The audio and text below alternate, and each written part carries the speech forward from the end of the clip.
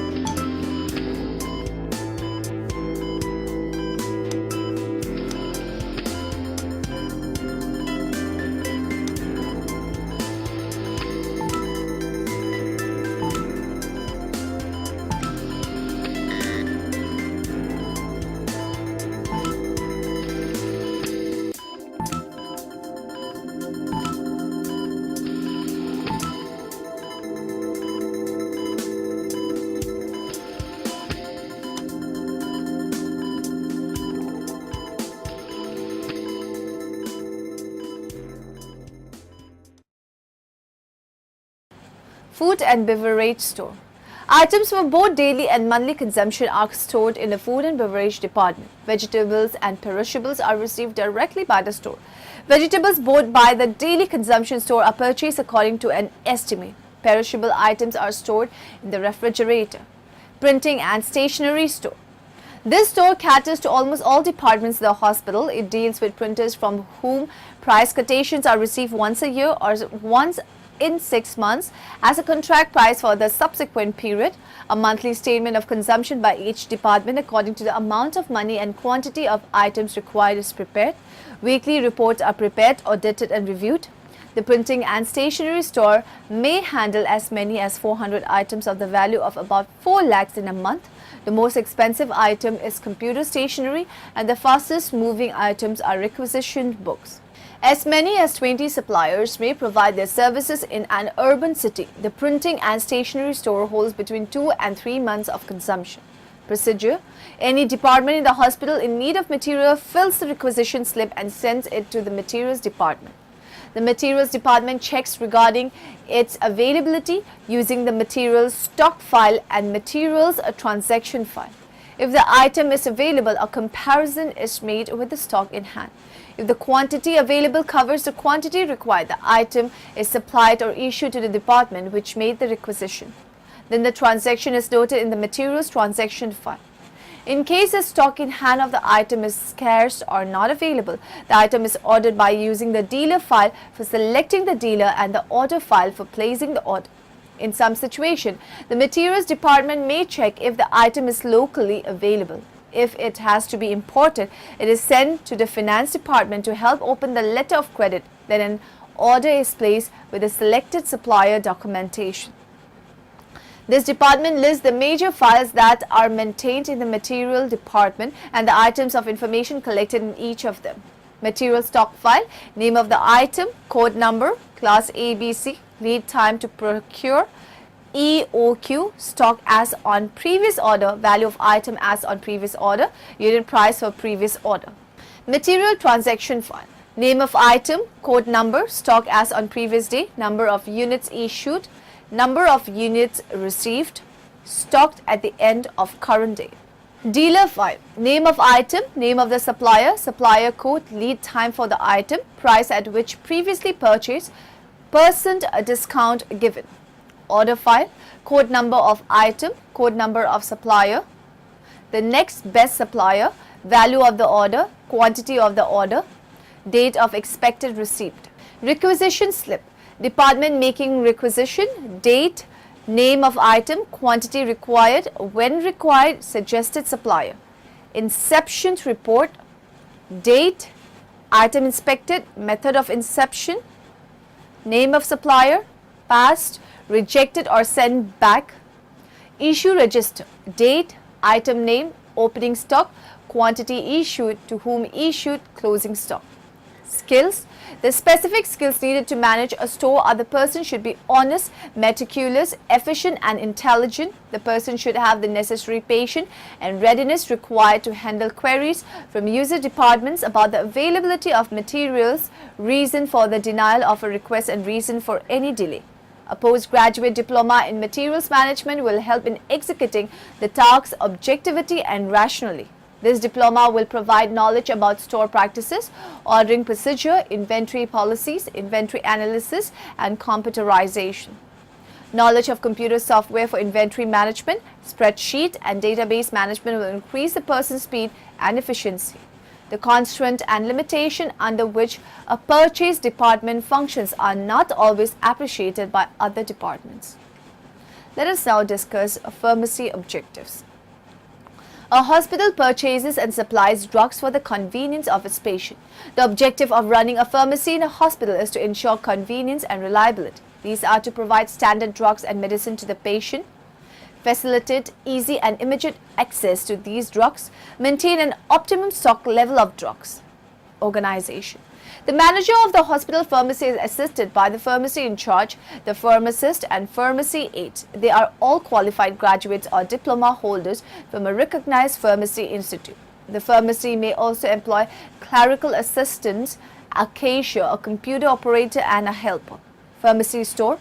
The pharmacy store is the pivot controlling the 3 pharmacies in the hospital. This store places orders every week for fast-moving items with a stockist, which carries the stock of several companies and also with certain distributors.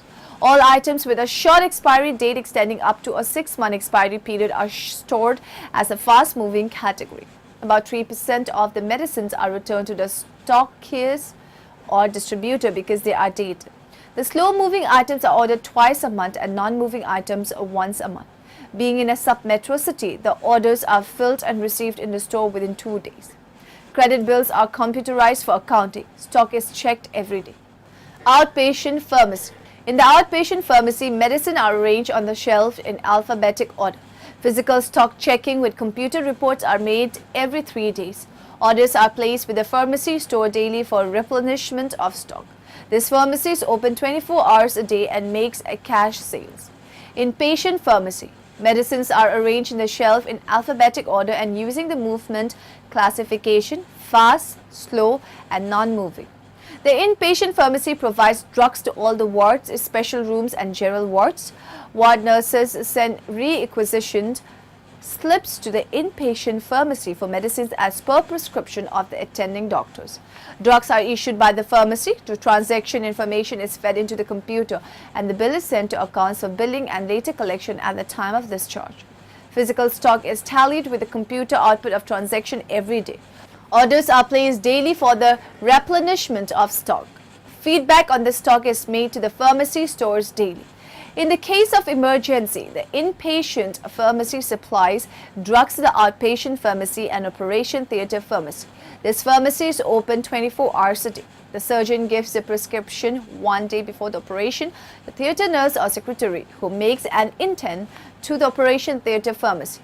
All life-saving and vital drugs, blood, coagulant injections, anti-infection drugs and whatever is required and prescribed by the doctor is kept ready 1 day before the operation.